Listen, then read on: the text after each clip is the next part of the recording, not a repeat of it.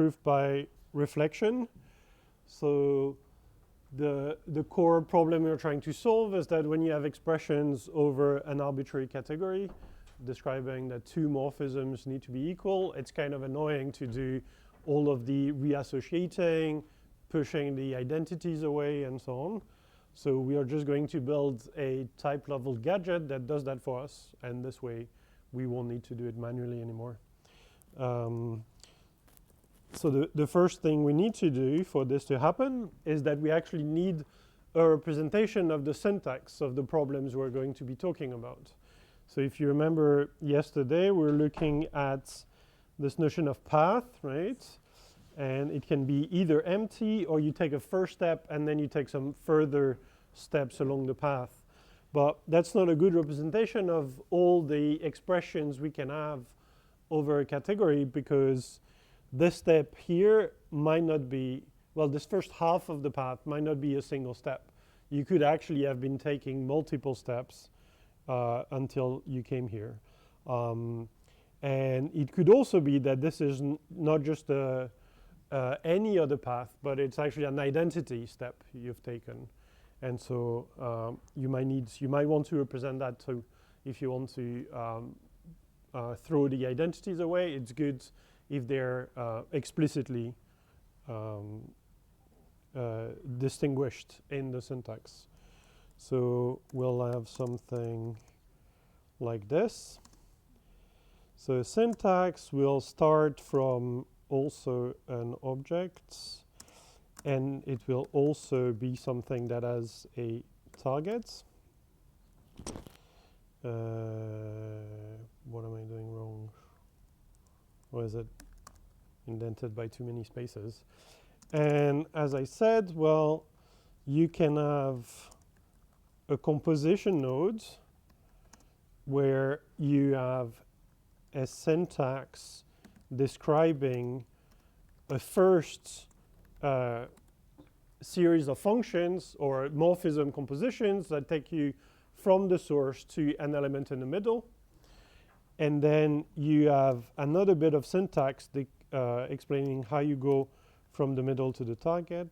Oops, I need this. And overall, this gives you syntax for a path that goes from the source to the target. All right. And we represent these explicitly because we want to take advantage of all the laws that we have over composition, right? We have associativity and so on. So if we're just storing the exact values directly, we wouldn't be able to take advantage of that structure that we have. So correspondingly, we also have well, I guess this was called den, so let's call it den also. And I use a backtick to represent the fact that it's actually some sort of quoted version of the actual values that we have. So it's a common notion in metaprogramming to have this idea of quoted syntax. So the identity is just going from the source to itself, but it's also identified here. And then, well, with these, there's not very much we can do. The only thing we can do is compose the identity with itself a bunch of times. So that's not super interesting. So we are also going to have a specific morphism. So if you have a morphism from S to T, then you have syntax that goes from S to C. So it's sort of the leaves of all of the big composition seen as a tree. So I can give you an example maybe. So let's see, we can have, but I don't have an example. Okay. Let's give ourselves F and G that are, okay. It's always annoying because we need to introduce all of the source, middle, targets of every morphism we're going to mention. So let's say that F goes from S, from the source to the middle, and G goes from the middle to the target. Well, we could have various trees. So we could, for instance, have the identity, then F, then the identity. Oh, this is not gonna, then the morphism F. So you need to be explicitly wrapping the values of type M, then some more identity, then the morphism G, and then the identity. And this we would like, okay, I'm going to write equality for now, but we'll soon see that it's not the right notion. All right, so I need to say that then associates to the right. Let's just pick a random number. Infix, not infix. Yeah. Backtick. Yeah, there we go.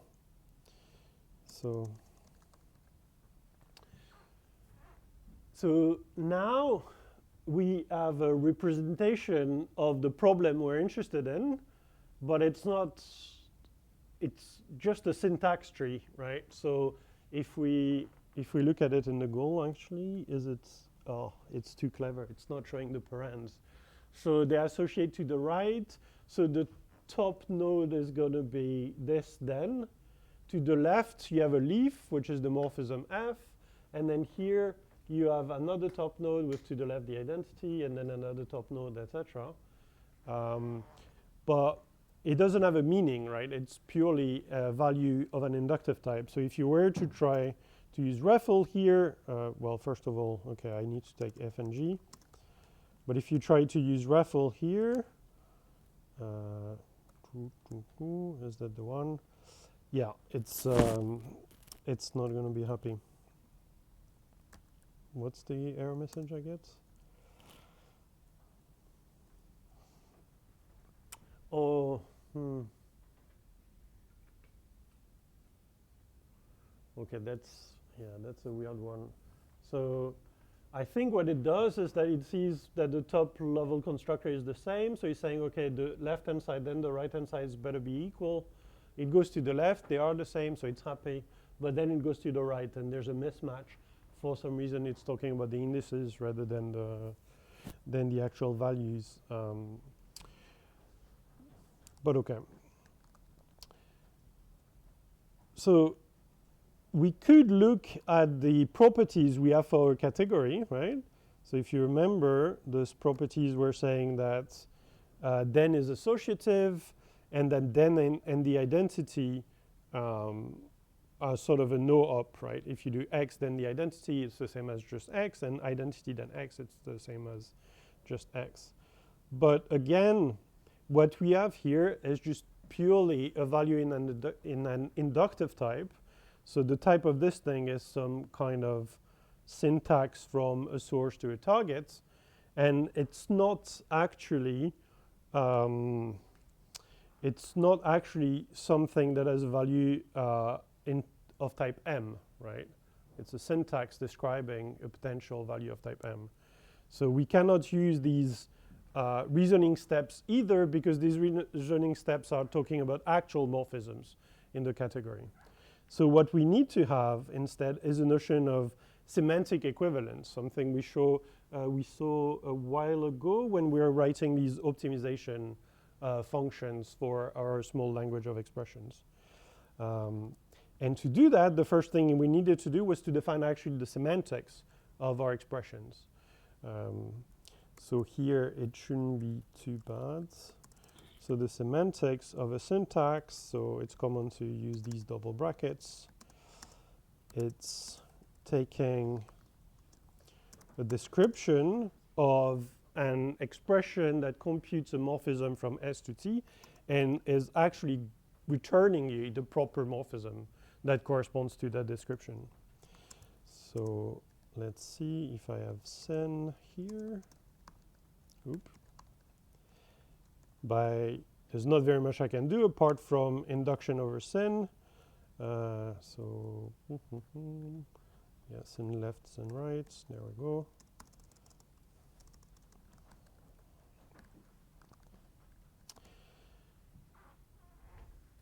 So in the first case, so I have a description of a morphism on the left, and then I have a description of a morphism on the right. And all of the indices link up just the right way. So the meaning of this quoted then will just be the actual then that's in the category, right? This is the intent behind that. So we can just use the actual then. And then the meaning of the left-hand side should fit in. Ooh.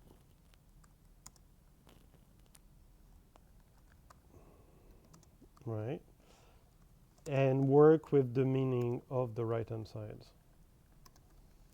So we really turned something that was purely describing the shape of the expression into the actual expression it corresponds to.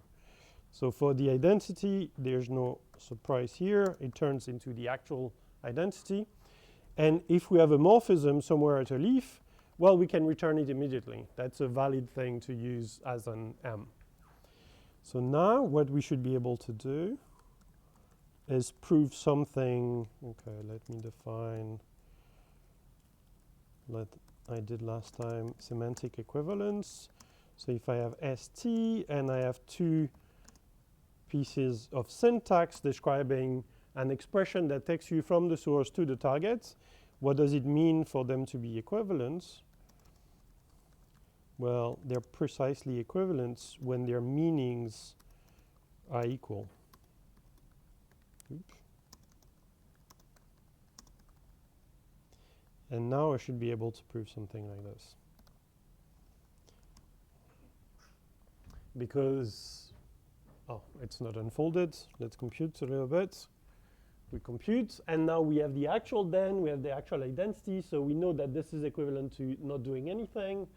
Then this one is also equivalent to not doing anything, and so is this one, and we end up with F then G.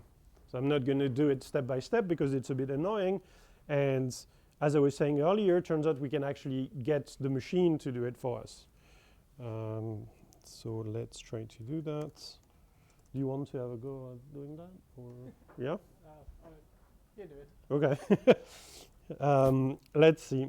So to informally, I described what the proof process, was, right? We were throwing the identities away because they do not contribute to the overall computation. And then, well, this example is fairly simple. There's a single then at the end, so it doesn't really matter. But we could make one even more complex. So let's do M1, M2, M1, M1, M2, and then have an H, M, M2, T. And I'm going to put my H where we did fit well here. And ooh, yep, thank you. Morphism H. And then here I'm going to associate it to the left instead.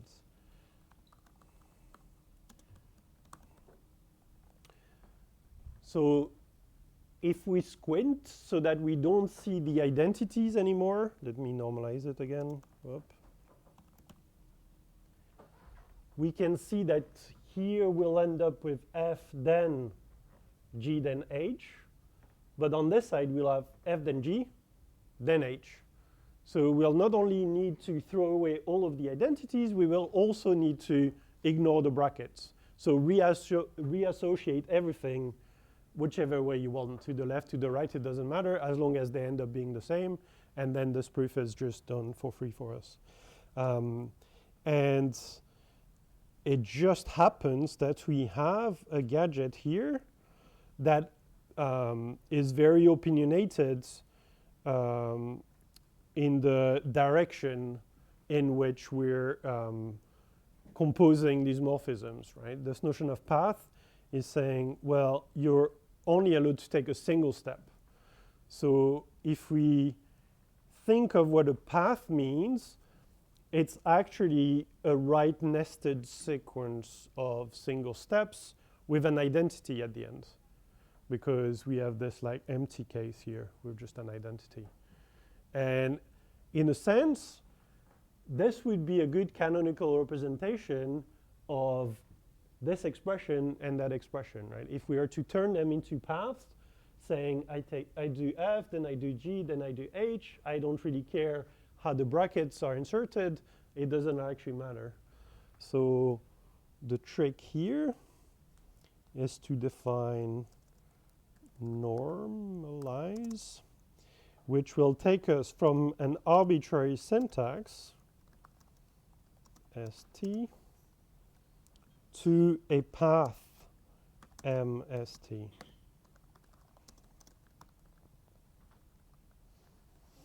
Okay. And so just like for the meaning, now we are going to compute the normalization by induction on the syntax. So let's do sin L, sin R, identity, and morphism F. So let's maybe start with the last thing, with the leaves. So if we have the identity, we need to produce a path from the source to itself. And that's given by just the empty path, because we're already where we want to be. And there's no computational information in here. If we have an arbitrary morphism, however, we need to build a path that takes us from S to T. And we already know how to take a step from S to T. So hopefully Agda will be able to figure out that this is the singleton path that takes us from S to T and then just stays there. And finally, the interpretation of then needs to produce a path from S to T given some syntax that describes how to go from S to M, and another piece of syntax that tells us how to go to from M to T. And so if we define the we can define the results of normalizing sin L. Is it valid syntax? Probably not. And the result of normalizing the right thing.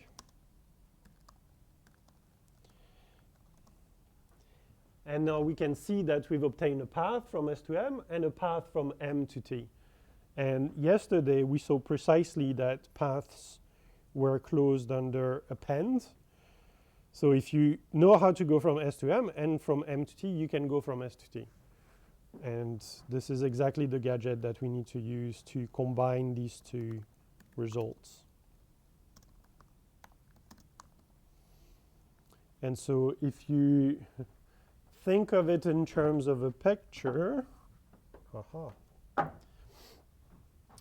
so you can think of then, oh, this is not great. Blue maybe, this is going to be better. Yeah. So let's build a very simple one, because otherwise it's going to be a nightmare. So let's just have these two things. So you start from a piece of syntax which is describing the exact nesting of the dens and the morphisms and the identities. And what it does is that it projects everything to something that has a linear structure whilst throwing away the identities. So here it's a very small tree. So F ends up here. And then there's nothing in here. The identity is thrown away because it doesn't contain anything interesting. And G ends up here. And so we end up with the path with only F and G. And so you can see that the only thing that matters here is going through the leaves left to right, which order are the morphisms coming in. But we don't actually care about the internal structure of the tree, which represents the bracketing of the expression. So the entirety of the trick relies on finding this path definition, which is giving us this simpler version of the syntax, which is hopefully a representation of the same computation, but maybe you can prove that. Okay. Ooh. Let's just switch. So we have taken some syntax and we have turned it into a path, right? But really we want to turn this path back into syntax for it to be useful, right? Or did you have another plan in mind? No, I was planning to use squish. Because we have squish, that's going to take us from a path into the real morphism, so we could do that. Yeah. So that would be one way to go from syntax to real morphisms, right? Mm-hmm. But I'm not sure if that's going to help us with our interpretation. Oh yeah, we cannot reuse the definition. So we have to say that the meaning of the syntax is equal to the squish of the normalize of the syntax, if that makes sense. Yeah, okay. So you want to change this. So this was the direct thing. Yeah. So maybe we keep this in the primed version. Mm. And we'll also introduce a non-primed version. I guess I'll do it down here. We're saying that f is equivalent to g if, well, let's take it slowly, something is equal to something. That's the primed version here. Mm. Okay, so I f, that's syntax, so I can normalize f. That gets me to a path, and then I can squish this path down to a normal morphism again. And I can say that f is semantically the same as g if I get the same thing if I do this for both f and g.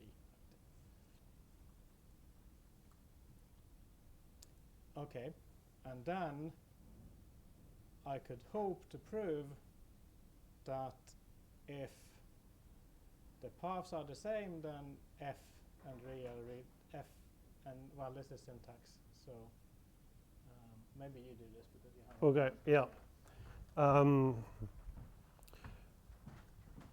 Right. So the lemma that we eventually want is something that goes like this, right? Let's call it magic because we call all of our tactics magic. So it's saying if they're semantically equal, as Fred was saying, then they must be equal. Syntax st. So if f is semantically equal to g, then the meaning of f should be strictly equal to the meaning of g. Because remember that eventually we want to prove something. Why is it not reloading? Oh, no. What? Save fine. Yeah. Oh, there we go. Remember that eventually we want to prove results about actual morphisms, right? So, okay. So the idea is that if we want to prove that a given morphism is equal to another one, we can pass their representations to this tactic. So the f, the representation of the left-hand side, g, the representation of the right-hand side. And then the hope is that the semantic equivalence is cheap because we're going to project everything to this like quotiented version of the syntax, which doesn't have the noise about then an identity that we don't care about anymore. And then if they're actually equal, hopefully they're equal like strictly on these things. So we're hoping that this will be easy to prove, and through this like correctness lemma, we'll get the proof about the more complex expressions we started with. Okay, so let's look at this. Ooh, actually, could I already use it for this thing? Let's try to do it. Because, so I haven't proven that this is a correct reasoning principle yet, But I could already try to use it to prove a given statement. So let's see if can it figure out these things. No, I need to write them by hand, I think. Ook. Luckily, it's just a bit of copy pasting. Okay, and then the right hand side is described this way. So let's put that in the other goal. It's always throwing in extra parens. And now the goal here is this new notion of semantic equivalence, right? Which is saying that the squish of the normalized forms is equal on the nose. And so if we actually normalize this squish of normalized, we see that the expressions have indeed reduced to a right-nested path taking you through F, then G, then H, then finishing with an identity, because we have this empty path at the end always. And so we can just prove this thing with REFL. So if only we were able to prove this, we would be golden. But it's a bit tricky, right? Because it's talking about two separate notions of syntax. And then here, this will compute once F is constructor headed. This will compute once G is constructor headed.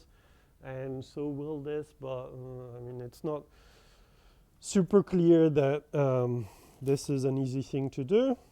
So the key idea here is to step back, and instead of proving immediately what we want to prove, simply prove that our notion of normalization, which we defined here, is actually meaning preserving. So we can say no matter what syntax I start with, syntax ST, then the meaning of F is equal on the nose, well, with propositional equality, to squish normalize of F.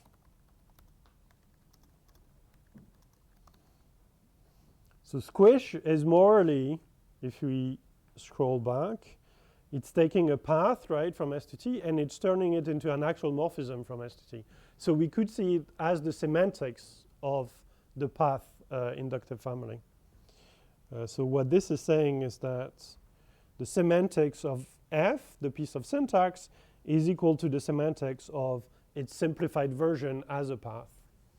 And this should be much more manageable, because now if we start pattern matching on F, it will reveal head constructors on both sides, and both sides will start to reduce, and then hopefully we can prove some things.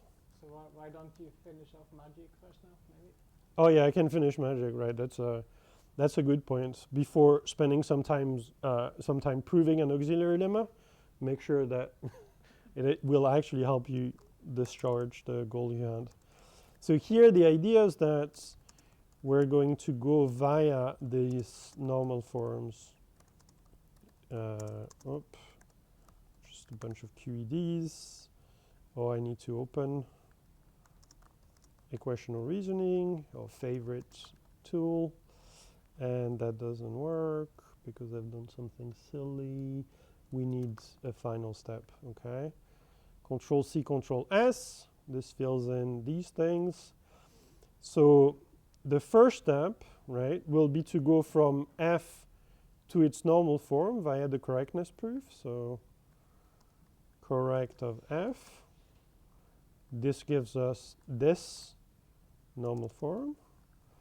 And then on the other side, we can do the same. We can go from the original meaning of G to the squish of the normalized of G. So I just need to flip that bracket here, and I do correct apply to G here. And the hope is that the normalization function will have taken the left-hand side and the right-hand side and brought them both in the middle where they can meet, because we've ignored all of the bracketing and the identities and so on. So the last thing to prove is that this squish of normalized, etc., is equal to this squish of normalized. But if you remember the definition of semantic equivalence, this is precisely what we had defined it to be. So we can use this, let's give it a better name than F semantically equivalent to G. All right.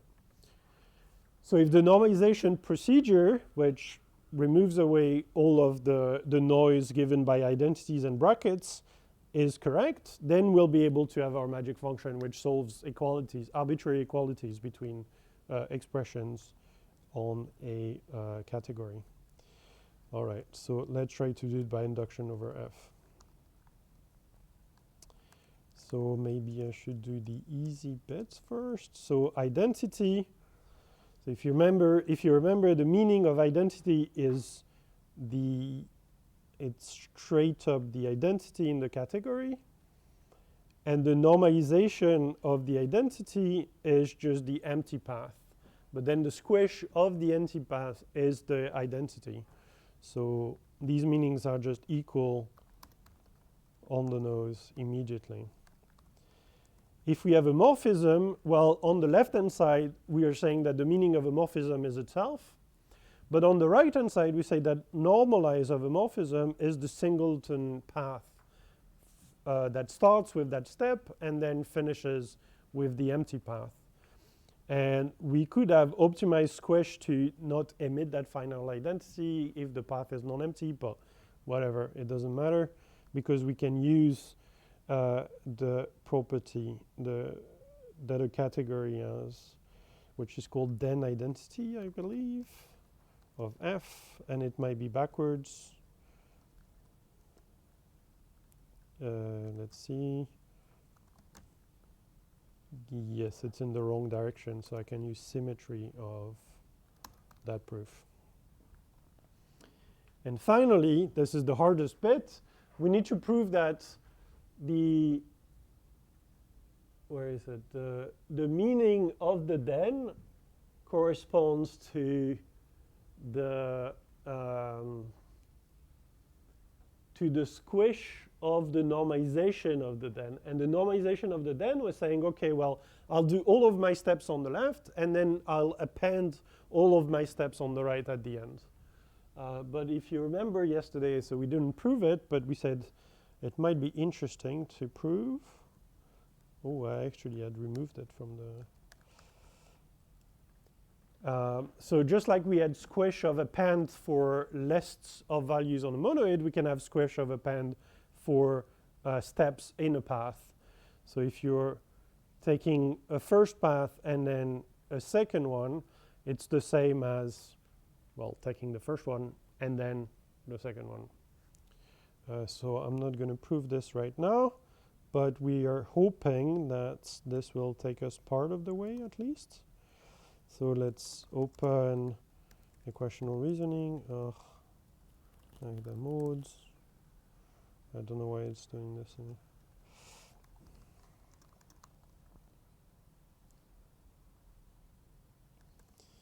And just like before, it's not going to be a single step. So let's just start building the scaffolding for this thing. Okay, Control C, Control S to solve the goals. We want a bit more details, so we're going to use the normalized version also. Oops, put it in the wrong place. Tack. This will be the normalized version. Tack. Okay, so this one is so the meaning of then is literally then, and the meaning of squish is append. Well, the meaning of normalize, the meaning of them through normalize is the append. Okay. So we're probably going to have another step. So I'm going to do a bit of copy pasting.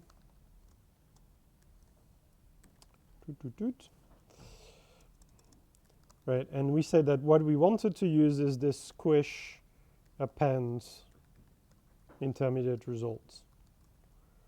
So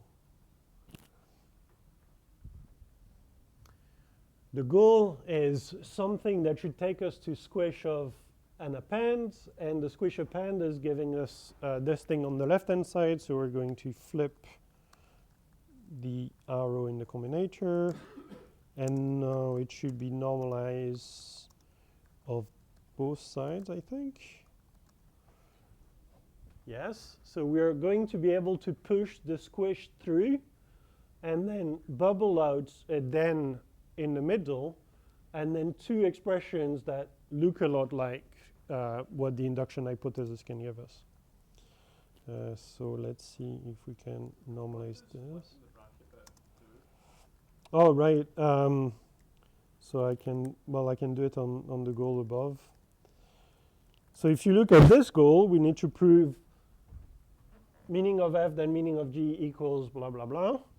But if I flip the brackets, it's automatically applying like a symmetry argument, and now it's saying, well, whatever equals the then thing.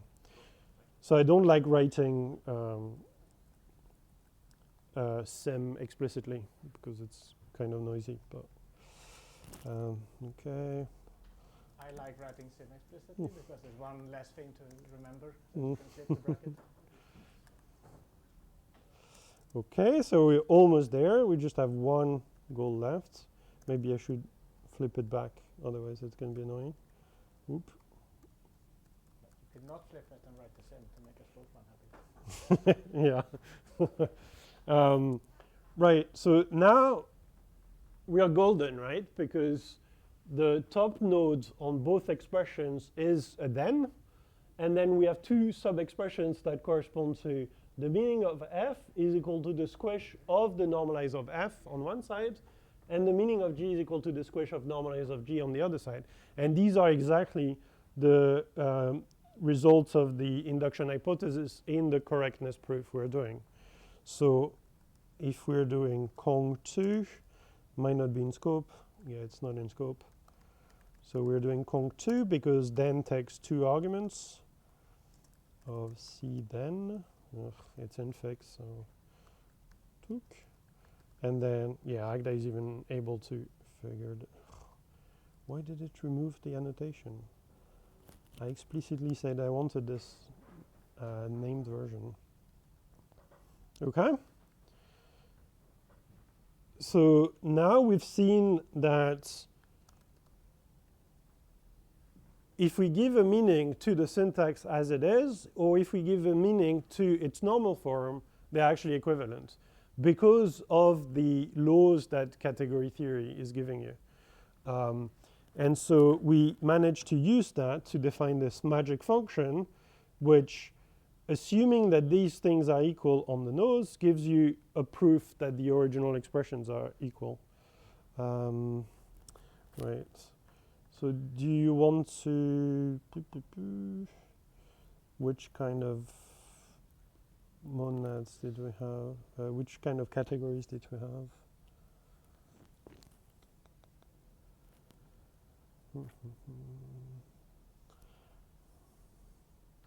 I'm wondering whether we could have like a concrete example. That's a bit interesting, but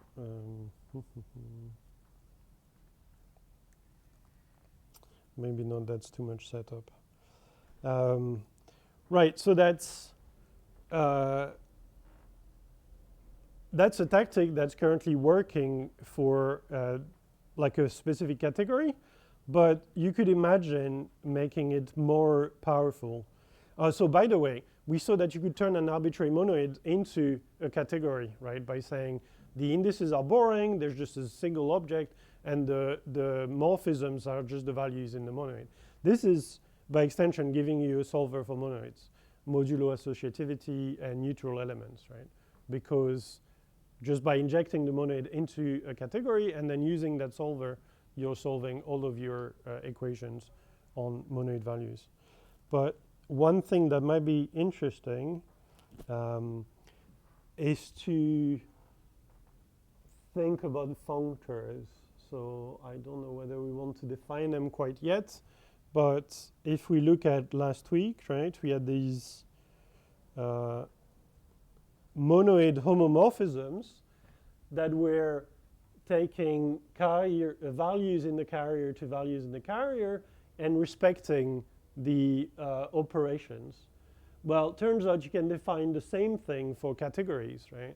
A morphism that takes a category to another one in a structure preserving way. So the identities will be transformed into identities, and the compositions will be transformed into compositions of transports. And then you should be able to extend the syntax of the solver to also have something like, let's see, it's not going to type. It's a bit tricky to do, but you could have a functor. Let's maybe get back to this next week after we introduce functors properly. Right. But the idea is that because they are structure preserving, if you have a functor that's applied to an arbitrary piece of syntax describing an expression in one category, you could actually push it through all of the thens, and their action on the identities will be that they're just preserving the identities, because by definition they're structure preserving. And then on the morphisms, they will accumulate on the leaves. But you can see that then you will have a third kind of node in the tree, and the normalization function that you have will still be able to sort of collapse everything down to a list of single steps. It's just that some of them will be a function in another category that has been transformed by one of these structure preserving morphisms on the outsides. But all of this to say that the more structure you throw in, the more you can extend your solver, just as long as you can define a sensible notion of target for your normalization, a notion that removes all of the ambiguities and picks a canonical representative of all of these morphisms you said were equivalent to each other. And I think we can call it a day. Yeah. Well, maybe we can make a small little variation. Okay. So, Wrong thing. so Guillaume mentioned in passing before that we could have done the squishing a little bit more clever, right? So this squishing is turning any non-empty path into a den, no matter what, right? But if it's a singleton step and then we're done, then this is going to insert an extra identity here, right? Which does no harm, but it's a bit annoying. So we could just say that, well, if I have just a step, and then that's it.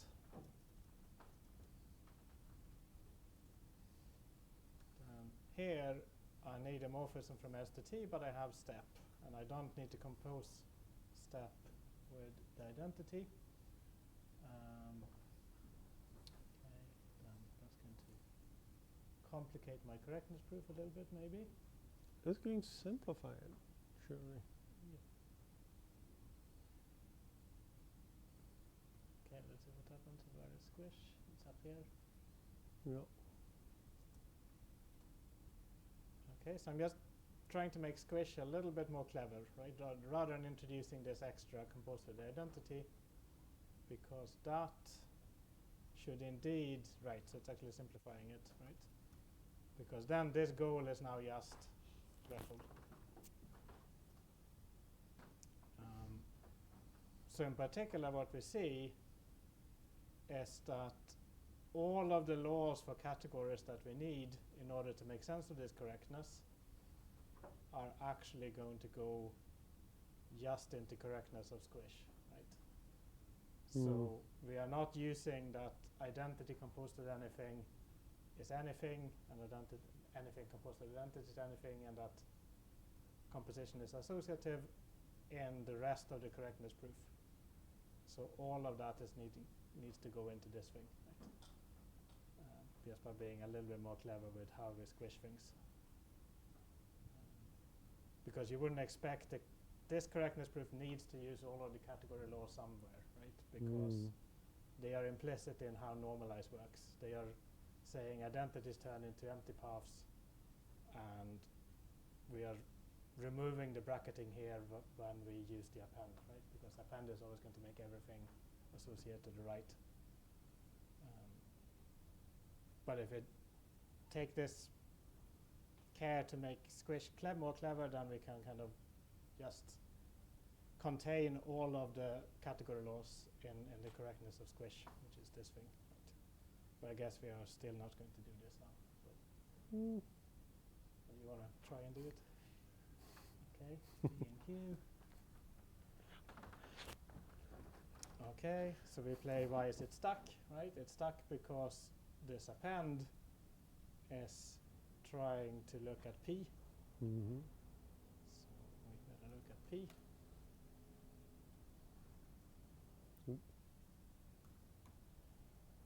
Okay, and then here we see that we're using the left identity. It's called identity then. Right, so you know how to remember which one is which, right? You try one and then it's the other one. C dot identity, I guess. Right, and then we have to get squish Q. And then we need to sim this. Okay.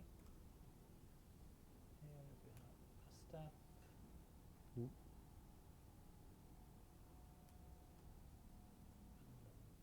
P, then because squish is now looking at P if it's empty or not, so we better do the same, right?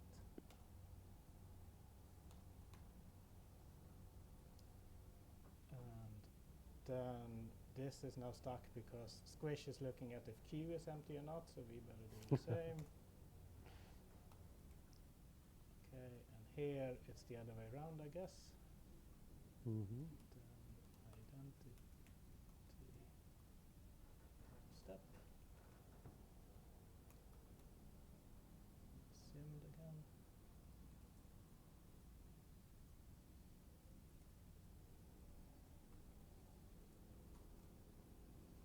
In this case, what do we have? That's just raffle.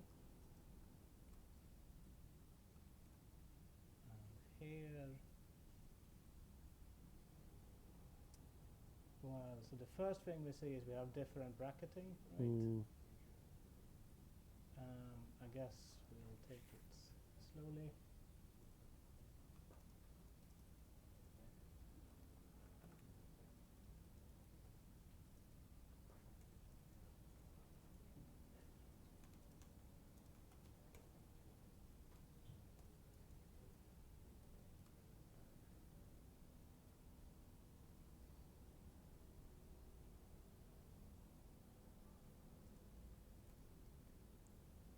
Okay, so step one, I suppose, is to distribute this squish.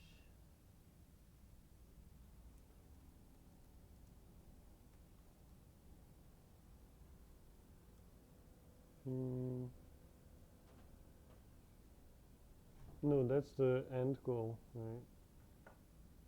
So I think we want the step to come out. It's a step C, then squish the rest. Yeah. Okay, what do you want this to be? Step on the outside, and then C, then of the squish, of the big squish with the append. Or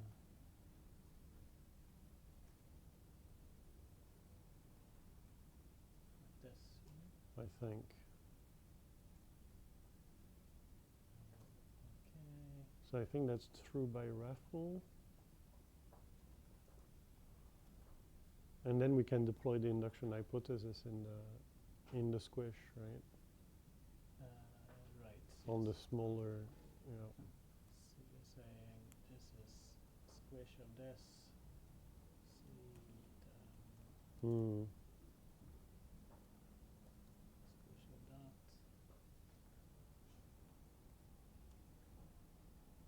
And we're saying that this, if I work backwards from here, Mm. then the step goes outside. Yeah.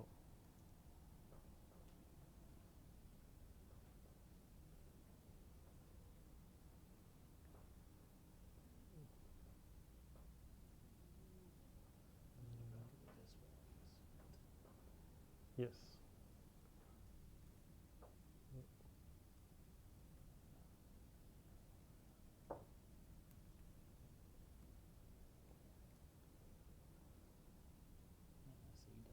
Yeah.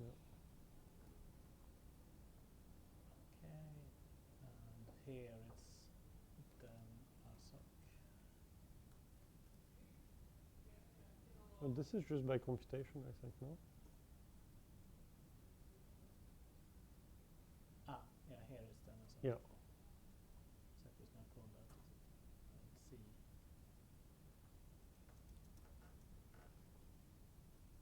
Oh.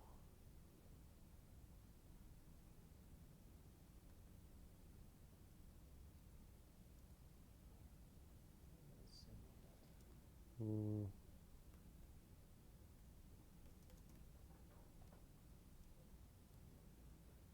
All right. Okay, so that's for computation, and here finally it's step seed and something, Mm. and here it's a recursive call, is what you're saying. Hopefully.